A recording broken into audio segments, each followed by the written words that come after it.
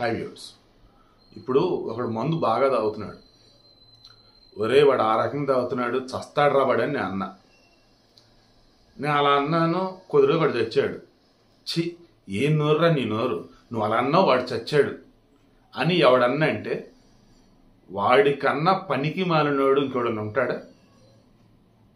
వాడు చచ్చింది అనటం వల్ల వాడు విచ్చలుడిగా మందు తాగి దానివల్ల చనిపోయాడా? వాడికి తప్పేవనా?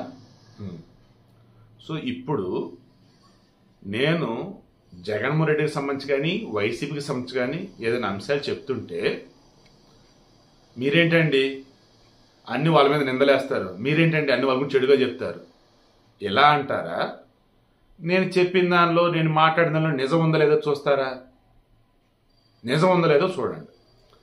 ఎవ్రీ టైం నేను చెప్తున్నా, అలా దిక్కుమాలిన కామెంట్లు పెట్టిన వాళ్ళకి గురం కామెంట్ పెడుతున్నారు కొంతమంది. అయితే మంచిగా పెట్టిన వాళ్ళకి నేను రిప్లై ఇస్తాను, దరిద్రం కామెంట్ పెట్టి బ్లాక్ చేసి అవతల పడేస్తున్నా.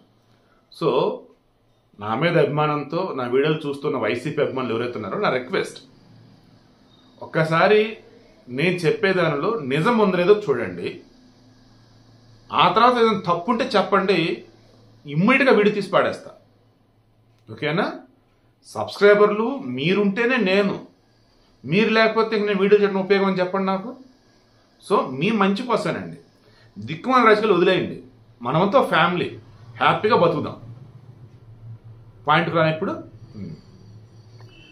జగన్మోహన్ రెడ్డికి ఒకవేళ అరే వీడేంట్రా అచ్చం చంద్రబాబుకి ఫీమేల్ వర్షన్లా ఉన్నాడు అని అన్నారనుకోండి, దాని అర్థం ఏంటి? చంద్రబాబు లాగా రూల్స్ అని, చంద్రబాబు లాగా ఎప్పుడు కూడా స్ట్రిక్ట్గా ఉంటాడని, లేదు చంద్రబాబు లాగా వచ్చేసి కాన్ఫరెన్స్ అవన్నీ ఇవన్నీ రేంజ్లో ఐఏఎస్ లైఫ్ ఉరుగులు పరుగులు పెట్టేస్తారు లైక్ ఇవని అనుకోవచ్చు. అలా జగన్మోహన్ రెడ్డికి ఫీమేల్ వర్షన్ అంటే ఎవరు? నాకు మమతా బెనర్జీనే కనపడింది. జగన్మోహన్ రెడ్డికి ఆడరూపం అనేది ఉంటే, దట్ మీన్స్ ఫీమేల్ వర్షన్ అనేది ఉంటే మమతా బెనర్జీనే. ఎలా? వాళ్ళ పార్టీ గురించి ఎవరన్నా పశ్చిమ బెంగాల్లో నెగిటివ్గా మాట్లాడితే వాళ్ళ మీద కేసులు, వాళ్ళు ఏదైనా చేస్తే దాని గురించి కోర్టులకు వెళ్తే వాళ్ళ మీద వచ్చేసి లేనిపోయిన విధంగా దాడులు రకరకాలు. వాళ్ళకి ఇంక ఎదురు చెప్పకూడదు. 2019 నుంచి 2024 మధ్య అదే జరిగిందో చూడండి. టీఎంసీ వాళ్ళు ఆడింది ఆట పాడింది పాట పశ్చిమ బెంగాల్లో. వాళ్ళకి ఓట్లు వేయలేదని ఏకంగా బీజేపీ వాళ్ళని సిపిఎంని దారుణంగా చంపారు, కొట్టారు. ఓ రకంగా 2019 నుంచి 2024 మధ్య వైసీపీకి అనుకూలంగా లేరు అంటే అదే కదా చేశారు. చంద్రయ్య అండి పాపం మాచర్లలో గొంతుకొచ్చి చంపారండి నడి రోడ్డు మీద, జై జగన్ అనలేదని. ఇలా చెప్పుకుంటూ పోతే టీడీపీ ఎంతమంది చనిపోయి ఉన్నారు. అయినా సరే ఇప్పటికీ కూటమి వాళ్ళు కంట్రోల్లోనే ఉన్నారు because of Chandrababu Naidu. But ఆయన కింద కొంతమంది కామెంట్లు పెడుతూనే ఉన్నారు. వాళ్ళకి ఒక రోజు రిప్లై కూడా ఇచ్చారు. ఏమనంటే ఇప్పటివరకు రాజకీయంగా ఒక 6 హత్యలు జరిగాయండి, అందులో చనిపోయింది 2 ఏమో వైసీపీ వాళ్ళు, 4 టీడీపీ వాళ్ళండి. దీన్ని బట్టి చెప్పండి ఎవరిని చంపుతారని కూడా అన్నా. బట్ ఇవి జరగడం తప్పే, చంద్రబాబు కంట్రోల్ చేయాలని కూడా నేను చెప్పుకున్నాను. సో ఇప్పుడు విషయం ఏంటి? ఇదంతా ఎందుకు చెప్తున్నాను? జగన్మోహన్ రెడ్డి దిశ చట్టం అనేది ఒకటి తెస్తున్నా అని చెప్పేసి ఒక బిల్లు తెచ్చాడు, అసెంబ్లీలో పాస్ అయింది. అందులో ఏం మెన్షన్ చేశాడండి? ఆడపిల్లలు జగన్మోహన్ రెడ్డి పరిపాలనలో సురక్షితంగా ఉంటారు, గన్ను కన్నా ముందు జగన్ వస్తాడు, అసలు ఆడపిల్లలు అసలు బిందాస్గా తిరగవచ్చు, ఓ అమ్మ రకరకాలుగా చెప్తూ అసలు వారంలో శిక్ష పడిద్ది, నెల రోజుల శిక్ష పడిద్ది, వాడి గురి శిక్ష పడిద్ది, వాడి జీవితకేది పడిద్ది, ఆడదు ఉత్సవాడాలి, రకరకాల హడావుడి చేశారు. ఏమైంది? ఎన్నో ఘోరాలు జగన్మోహన్ రెడ్డి హయాంలో. దానికి తోడు అసలు శిక్షలు విధించడంలో కానీ రిమైండర్లు మేము బ్రహ్మాండంగా ముందున్నాం, మిగతా రాష్ట్ర వాళ్ళంతా మమ్మల్ని చూసి నేర్చుకోలేదు, నిద్ర హడావుడి చేశారు. ఎగ్జాక్ట్గా ఈరోజు మమతా బెనర్జీ అపరాజిత ఉమెన్ అండ్ చిల్డ్రన్ బిల్ అని ఒకటి ప్రవేశపెట్టింది. అందులో భారతీయ నాగరిక సురక్ష సంహిత ఉంది కదా, బిఎన్ఎస్ఎస్, అందులో చట్టాలకు సంబంధించి సవరణలు అంటూ బిల్లు ప్రవేశపెట్టింది. సేమ్ జగన్మోహన్ రెడ్డి దిశ చట్టం బిల్లు ప్రవేశపెట్టాడా? అందులో కూడా అప్పుడు Indian penal code IPC CrPC ఉండే, అందులో సవరణ చేయాలి దిశ చట్టం అమలు చేయాలంటే.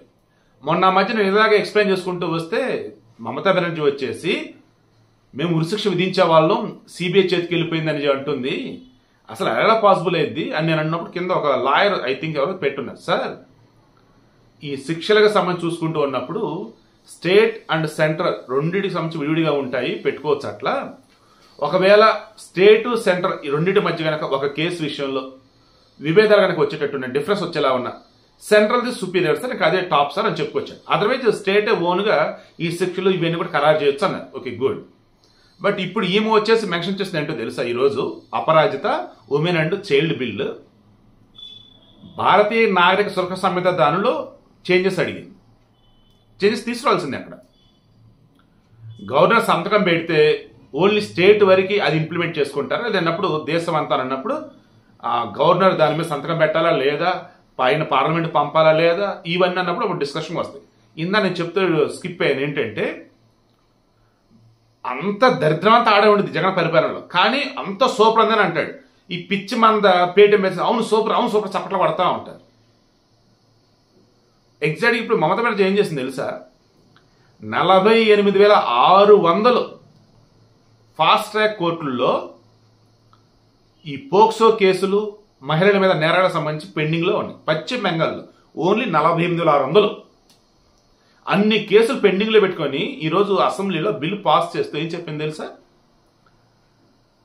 మోడీ అమిత్ షా రాజీనామా చేయాలి, ఆ గుజరాత్ ఆ ఉత్తరప్రదేశ్ సీఎంలు రాజీనామా చేయాలి, ఎందుకంటే ఆడవాళ్ళ మీద ఎక్కువగా దాడులు జరుగుతున్నాయి అక్కడ, అండ్ శిక్షలేం పడతల్లా, టైం పడతా చాలా.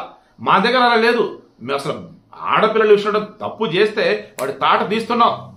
మొన్న డాక్టర్ చనిపోయింది కదా, ఆ అమ్మాయికి సంబంధించి కేసు కూడా మేము హ్యాండిల్ చేస్తుంటే సిబిఐకి ఇచ్చారు, అదే మేము హ్యాండిల్ చేస్తుంటే ఈ పాటికి ఉరిశిక్ష పడేది వాడికి అని చెప్పేసాను.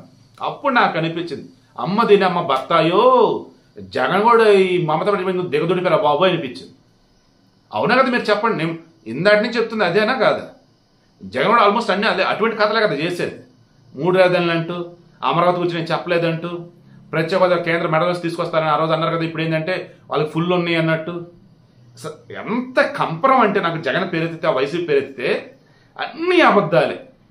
సేమ్ ఈరోజు కృష్ణానదికి సంబంధించి వాళ్ళు ఏదైతే కన్స్ట్రక్షన్ ఉందో దానిలో కూడా మొత్తం మాదే అంటాడు. అది వచ్చేసి టీడీపీలో స్టార్ట్ అయింది, వైసీపీలో కంప్లీట్ అయింది. సరే విషయం ఏంటి ఇప్పుడు మరలా ఈ మమతా బెనర్జీ ఏమంటుంది, ఇక్కడ మేము బ్రహ్మాండంగా చేస్తున్నాం, మిగతా వాళ్ళు ఫెయిల్ అవుతున్నారు అంటూ వాళ్ళు రిజైన్ చేయాలంట. సరే కొత్తగా తెచ్చిన ఈ అపరాజిత ఉమెన్ అండ్ చైల్డ్ బిల్ ఉంది కదా, దానిలో ఏంటంటే 30 రోజులలో ఆడవారి మీద లైంగిక దాడి చేసినా యాసిడ్ దాడి చేసినా విచారణ కంప్లీట్ చేయాలి. 21 రోజులలో ఈ హత్యాచారం అనేది ఉంది చూసినా, అంటే ఆడవారిని రేప్ చేసి చంపేయటం, 21 రోజులలో విచారణ కంప్లీట్ అయిపోవాలి. ఓన్లీ అత్యాచారం, చంపలేదు, రేప్ చేశాడు, సింగిల్గా అయినా సామూహికంగా అయినా, గ్రూప్ అయినా నార్మల్ అయినా సింగిల్ అయినా అన్నట్టు, అది 30 రోజుల్లో కంప్లీట్ చేశారు. విచారణ చేసి ఛార్జ్షీట్ వేసేయాలి. ఈ ఛార్జ్షీట్ వేసిన తర్వాత మరలా ఒక టైం పీరియడ్ పెట్టుకున్నారు. ఆ టైం పీరియడ్ లోపు వాళ్ళకి ఉరిశిక్ష వేశారు. ఇందులో ఆడపిల్ల కానీ మహిళ కానీ రేపు గురయ్యారు, వాళ్ళు చచ్చిపోయారు, అప్పుడు ఉరిశిక్ష. వాళ్ళు బతికే ఉన్నారు కానీ అసలు మానసికంగా ఆల్మోస్ట్ డెడ్ అయినట్టే, ఇంకా నార్మల్ మోడ్లో లేరు వాళ్ళు. దెన్ అయినా సరే అలా అటువంటి సందర్భంలో కూడా అవతలకు ఉరేయాల్సిందే. ఒకవేళ అత్యాచారం జరిగింది బట్ బతికే ఉన్నారు, అప్పుడట యావజ్జీవ శిక్ష అట. ఏం మాగింది నిన్నటి వరకు, అత్యాచారం చేస్తే ఉరి అంది, ఇప్పుడు ఏమంటుంది మరలా ప్లేట్ మార్చింది. ఎందుకంటే వర్కౌట్ కాదు, అక్కడ పైన ఆ బిల్స్ పాస్ చేయరు. నేను గతంలో చెప్పుకున్నాను, మన క్యాటలిస్ట్ ఎస్పీ ఛానల్లో కానీ గరుడ పురాణం ఎస్పీ ఛానల్ కానీ ఇంతకుముందు ఉన్నప్పుడు, ఇప్పుడు మహాభారతం ఎస్పీ కదా, వీటిలో నేను ఓపెన్గా రిక్వెస్ట్ చేసి మరి గరుడ పురాణం ఎస్పీ ఛానల్లో వీడియోస్ పెట్టేటప్పుడు నేను చెప్పింది ఇదే స్టార్టింగ్లో, ఈ దేశంలో అత్యాచారం చేసిన హా కాదు, చంపటం కాదు, ఓన్లీ రేప్ చేసిన వాడికి ఉరిశిక్ష పడాలి అని. ఎందుకు చెప్పున్నాను, ఒక మహిళని చంపటం కన్నా ఈ అత్యాచారం చేయటం అనేది ఇంకా ఘోరం రా బాబు అని చెప్పున్నా. ఇంకెందుకు ఈ చట్టం, మరి ఆడ ఆడమే కదా, ఆమెకు తెలియదు ఆ బాధ అంటే ఏంటో. ఓ సారీ, వద్దులే, అంత పెద్ద పదం వాడదలుచుకోలేదు నేను, మంచిగా మాట్లాడుకుందాం మనం. బట్ ఆమె వెళ్ళి ఎవరన్నా రేపు గురైన ఉంటే వాళ్ళని అడగమనండి. అమ్మ ఎటువంటి బాధపడుతున్నారు ఏంటమ్మా, ఎలా పోతున్నారు ఏంటి, అప్పుడు వాళ్ళు చెప్తారు. సో ఇప్పుడు విషయం ఏంటి, తీసుకొచ్చినది ఏదైతే బిల్లు ఉందో ఆ బిల్ పాస్ కాదు. కోర్టులు ఒప్పుకో, రూల్స్ ఒప్పుకో. పార్లమెంట్ డిస్కషన్ అన్నప్పుడు దానికి మగోళ్ళు అడ్డుపళ్ళు వేస్తూ ఉంటారు. బట్ పశ్చిమ బెంగాల్లో బీజేపీ వాళ్ళు ఉన్నారు, సిపిఎం వాళ్ళు ఉన్నారు కదా, వాళ్ళు సపోర్ట్ ఇచ్చారు బిల్లుకి. ఇక మమతా బెనర్జీ అక్కడ రెచ్చిపోతుంది అన్నమాట. అసలు ఇది దేశ చరిత్ర మార్చేదని. బట్ హార్ట్ఫుల్గా చెప్తున్నా, ఆ బిల్లు యాసిడ్గా అమలైతే మాత్రం, బట్ అందులో కూడా సవరణ ఏం చేయాలి, అత్యాచారం చేసినోడికి వాడికి కూడా ఉరిశిక్ష పడాలి, అప్పుడు నేను సపోర్ట్ చేస్తాను. ఈ బిల్లు గనక సవరణలు చేసి భారతీయ నాగరిక సురక్ష సమితిలో ఆ తర్వాత ఆమోదించగలిగితే, అత్యాచారం చేసినోడు కానీ రేప్ చేసినోడు కానీ ఉరిశిక్ష కనుక పడితే మమతా బెనర్జీకి నేను పాలాభిషేకం చేస్తాను. సో ఇప్పుడు విషయం ఏంటి, నిర్భయ ఘటన జరిగింది కదా, ఆ తర్వాత ఎన్నో చట్టాలన్నారు, రకరకాలు అన్నారు, ఏమైంది, ఎక్కడ మార్పులు యాజ్ కంటిన్యూ అయిపోతూనే ఉన్నాయి. బట్ ఇప్పుడు ఈ బిల్లు గనక సవరణలు చేసి డిస్కషన్ చేసి దేశవ్యాప్తంగా అమలు చేసిన, పశ్చిమ బెంగాల్లో అమలు చేసినా కానీ ఇక మీదట ఆడపిల్లల గురించి చూడాలన్నా, వాళ్ళ మీద దాడులు చేయాలన్నా నిజంగా ఇది పడిద్ది కూడా, మార్పు అనేది వచ్చింది కూడా. సో నిర్భయ మరణం దేశంలో ఉన్నటువంటి ఆడవారికి రక్షణ కల్పించలేకపోయింది, చట్టాల్లో మార్పులు వచ్చిన.